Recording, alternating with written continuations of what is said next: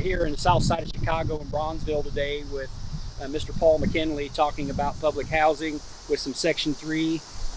Mr. McKinley, could you explain to us the backdrop of Section 3 and how it came about? Section 3 was put in effect by President Nixon in 1968 because there was a public housing boom around the country. Chicago is the second largest public housing residence, second to New York.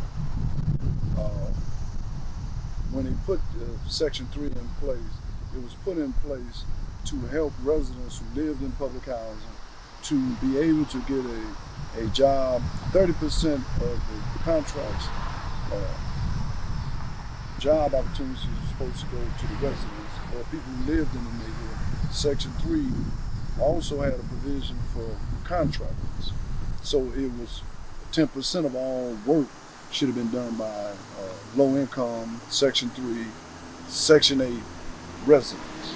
So there are actually residents that live within the housing that were also business owners getting these contracts? Right, originally. Okay. What happened was all that under daily was stopped. And when it was stopped, you start having a lot of violence in the public house.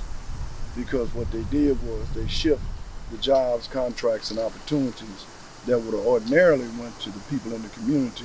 They shifted they outsourced it to people who were not Section 3, and they basically violating the Section 3 clause, even right now.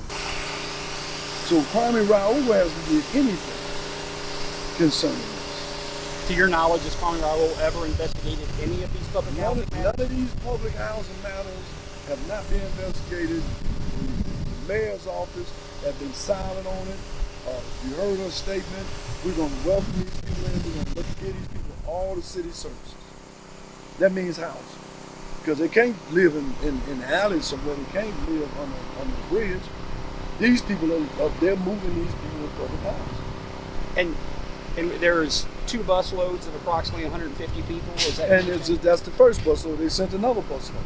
And to my knowledge, there's over 50,000 homeless people in the city of Chicago right now. There's never been an emergency plan by Governor Pritchett, by Kwame Raoul, or by the mayor to deal with black women who has a housing crisis. There's never been no one ever got on TV and said, we're going to make sure all these women got some medical. That never happened. Do you have any understanding of how many homeless black women there are in the communities? It's in that number. It's about 10,000 because the homeless women, you don't see them in the streets. They're what they call couch surfing. So they may live with their aunt, they may live with their auntie, they live with their uncle, but they really don't have no place to stay. Okay. They really don't have no place. And public housing has a waiting list. Now that's the other part of this policy. That the public housing waiting list has had people on the waiting list 5 to 6 years. These newcomers, they're not on the waiting list. They say that this is an emergency. That's what I was going to ask you. So right now we have a waiting list for public housing for black ladies they've been on that list for years, and they're going to get looked over and they're going to put illegal immigrants in these properties instead? Because they say that they have listed them as an emergency. But the blacks, they have not listed them as. So they're going to play with the word emergency and allow this public housing to go to illegal aliens instead of ladies that have been on that list for years. Well, what they're doing is, so if I say it this way, we have a finite amount of public housing dollars in the Chicago Housing Authority earmarked for Chicago Housing Authority, and they're using those funds in part for illegal aliens instead of the residents of the city of Chicago. And they're also using the land bank.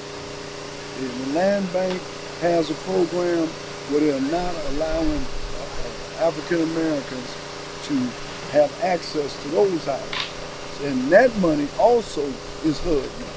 So they took some HUD money and gave it to the land bank to buy houses. So they bought these properties, but we don't have access to buy these properties.